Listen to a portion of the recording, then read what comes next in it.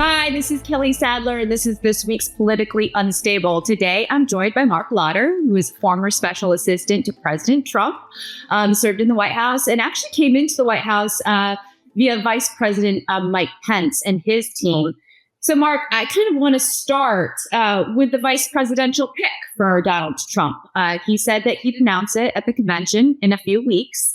And that there's a lot of speculation about who he's going to pick. I think that some outlets have narrowed it down to 8 different choices. I want to ask, from your perspective, being on the vice president's team, on Pence's team, as well as knowing Donald Trump, who do you think he'd be best off in picking for as VP? Well, I'm going to disappoint you and not give you an actual name. Oh, come on now. But I will tell you, it was true back in 2016, and it's actually true of candidates from both parties for like the last 40 years. The vice presidential pick is based on what does the presidential campaign need and what do they want.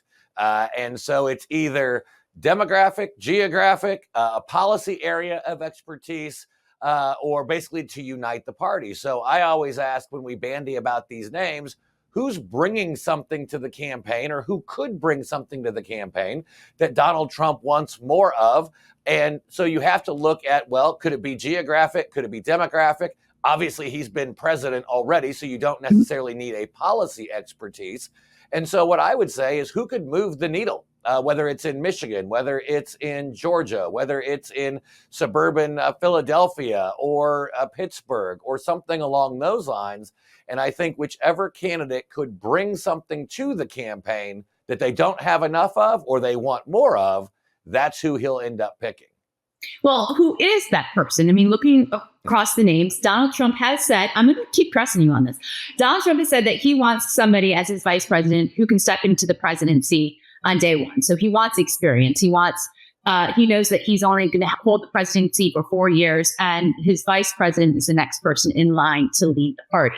So with that said, should he go for a MAGA loyalist like a J.D. Vance, who is not very different from Trump policy-wise? He'll take the America First movement forward. Or should he go with somebody like a Marco Rubio, who's got the experience? He's been a senator. He ran for president in 2016. Yes, he lives in the state of Florida, but all indications are he'd move his residence out of the state of Florida. And he might attract Hispanic voters to the ticket, whereas J.D. Vance probably won't attract any new demographics to the ticket because the MAGA diehards are there to vote for Donald Trump, not the vice president.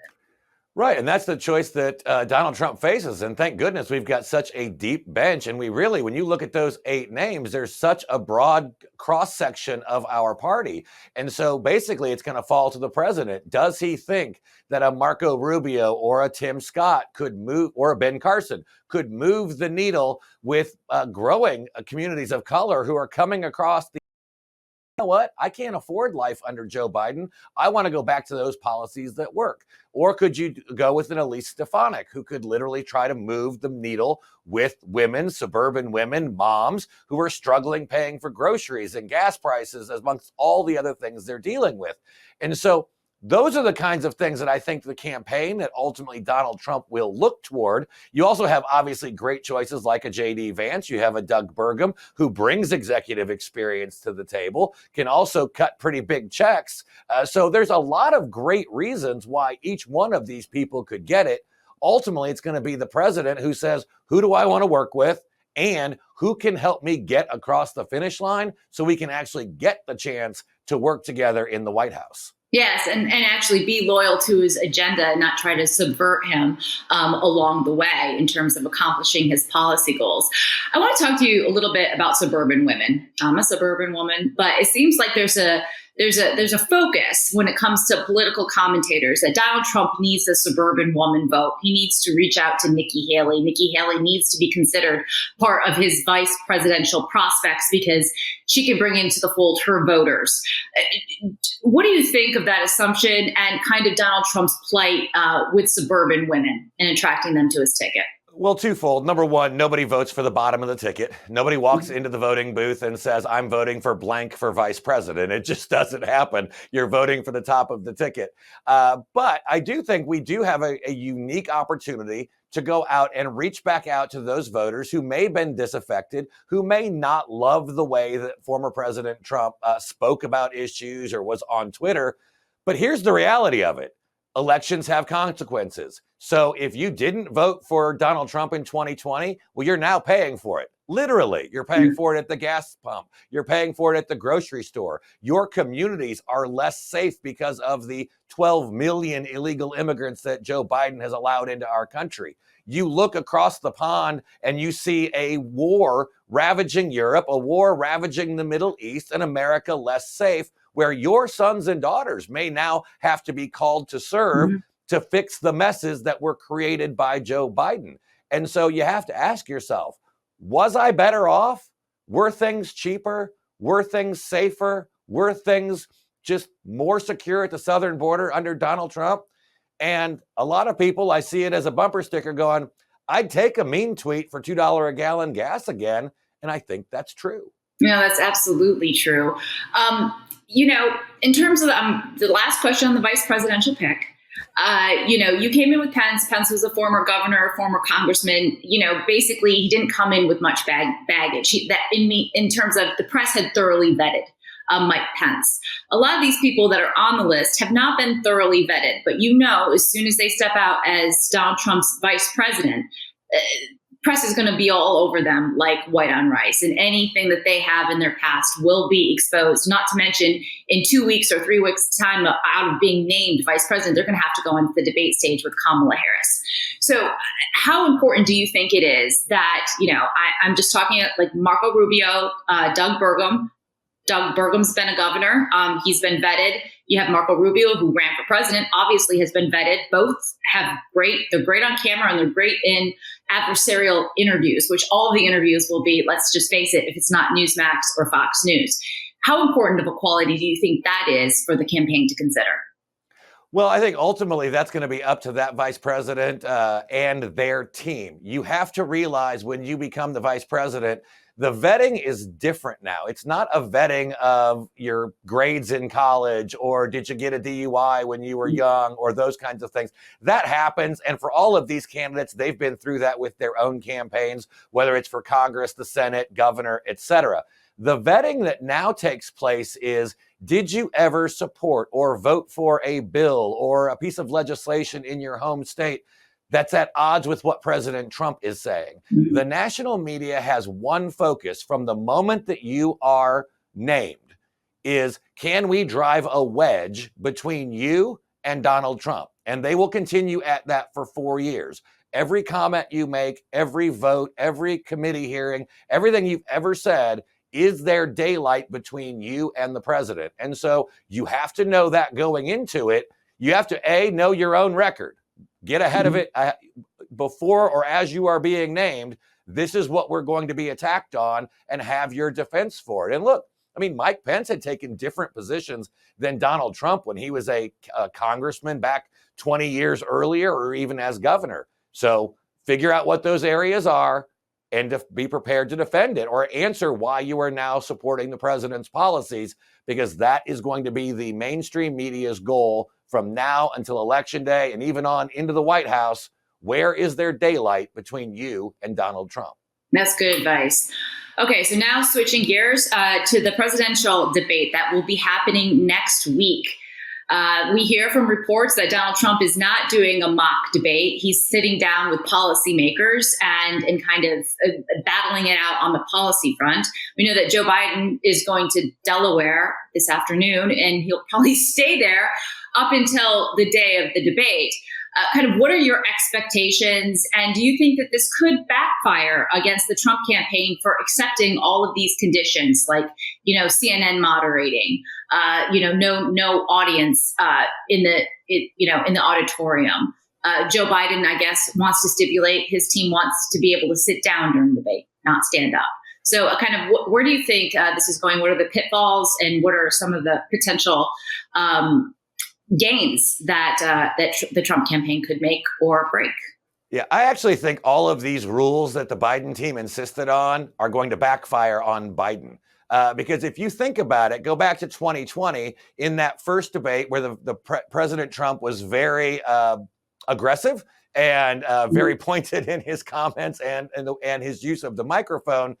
Many people think that cost him that debate, that first debate, and that's what was the reason why Joe Biden supposedly won it. Well, you just took that off the table. So now the only thing you've got is Joe Biden out there for 2 minutes trying to formulate an answer, trying to remember if his uncle was eaten by cannibals or if he actually taught a class at the University of Delaware or wherever it is that he supposedly worked. And Donald Trump won't be able to interject. Donald Trump won't be able to comment, which is what the media wants. They're going to want to make this about Donald Trump. Well, he can't throw Joe Biden a life raft or a life preserver if he's not allowed to comment. Take the audience out of the equation. Donald Trump doesn't need an audience of 20,000. It's great that he can get them. Nobody else can do it. But think back to all of those interviews he did in the East Room of the White House or in the Oval Office. He's not playing to the crowd in the room.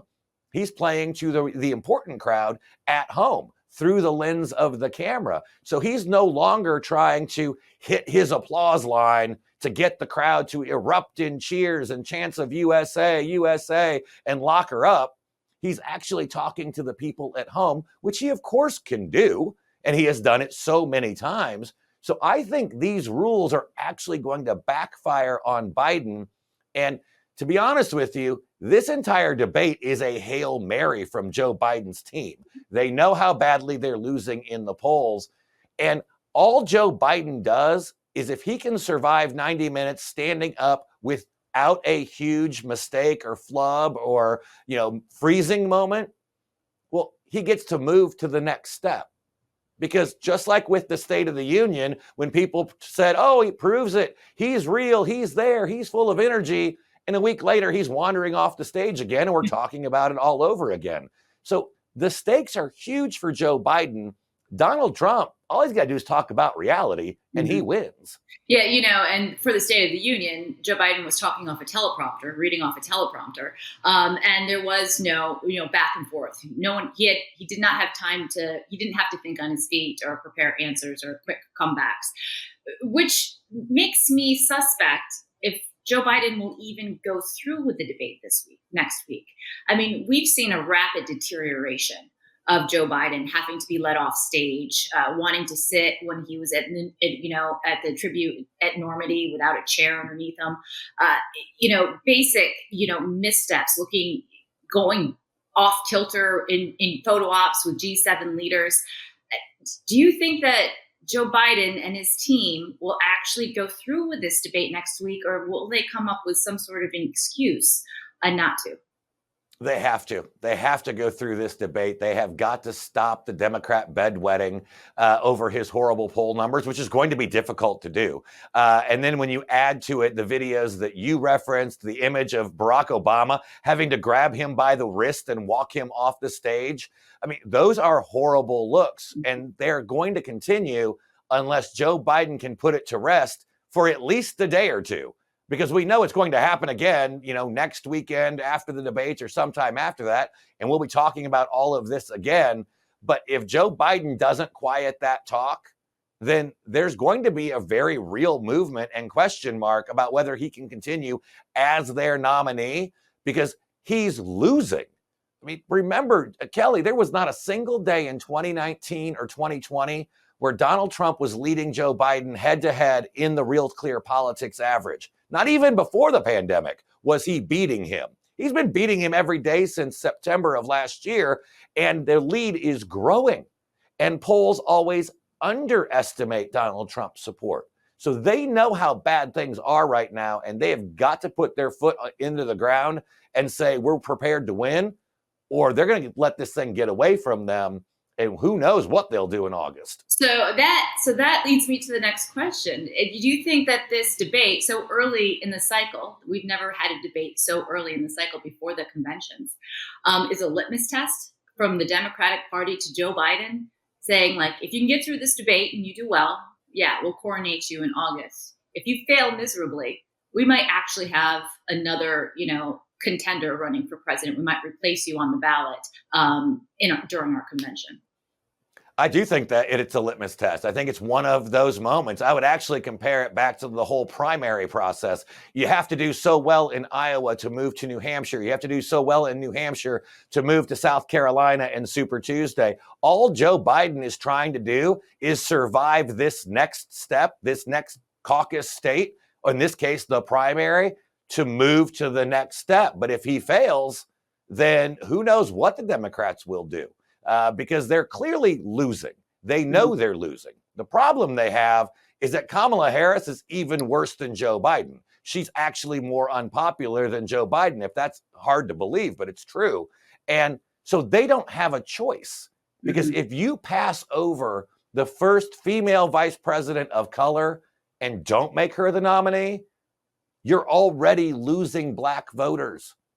And they may not cross over and vote for Trump. They may just stay home and say, you've disrespected Kamala by not making her your nominee.